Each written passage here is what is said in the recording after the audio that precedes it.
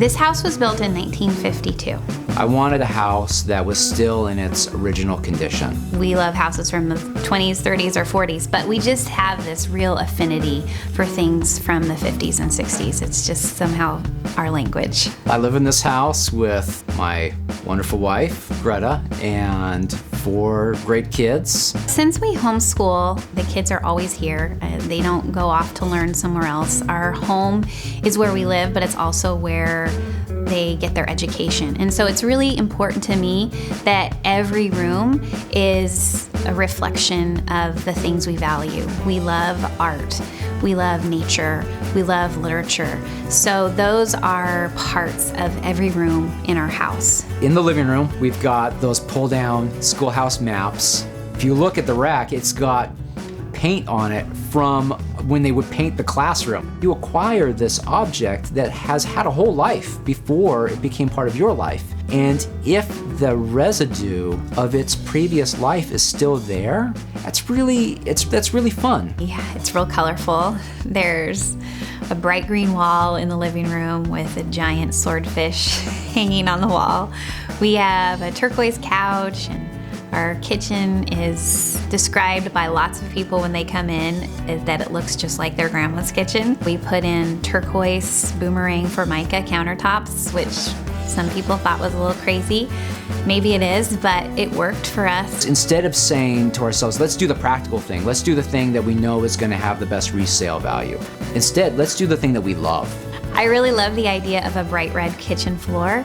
Just seemed cheerful and just so much fun. The other thing about that kitchen was it still had the original cabinets. There are still cabinets. They were built when the house was built. And I have to admit, when we first got the house, I wanted to change the cabinets. And Aaron said, I really think we should keep these cabinets. They're amazing. They've lasted all this time. If we paint them, they're in great shape. And those other cabinets, new cabinets, they're not gonna last as long. We're gonna have to replace them after a while. So we kept the original cabinets, and now I'm so glad we did, because I love the way they look, and I love that we kept the integrity of the kitchen. I just think it fits better. I don't want to contribute to unnecessary waste. Just so I think about like our O'Keefe and Merritt stove. That machine is so simple, and it's built so robustly. As long as there are homes that have gas in them, that oven is going to work. So as we've lived here for 7 years, our family has changed and grown.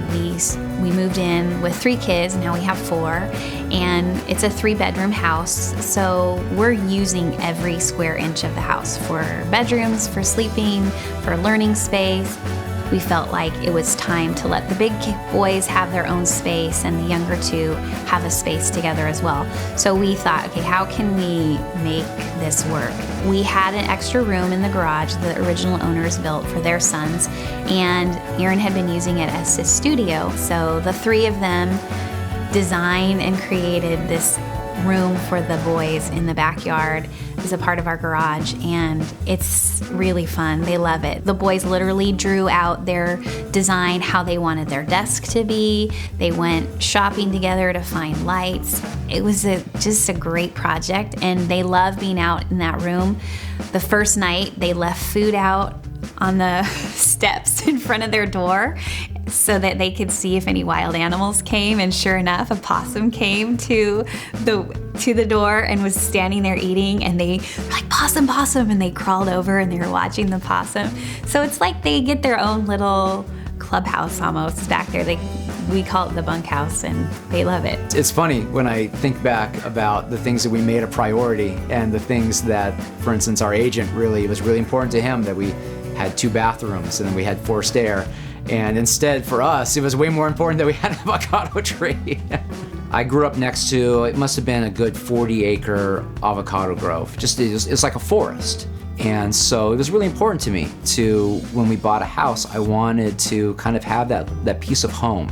I love watching the kids, their environment, the environment that we've created with a lot of love and passion is affecting them in a positive way. Also, I want it to be a place that they love to be, that they're comfortable, that it's not a show place or a museum where we come home at night and go to sleep, but it's where we live. It's where we love to be.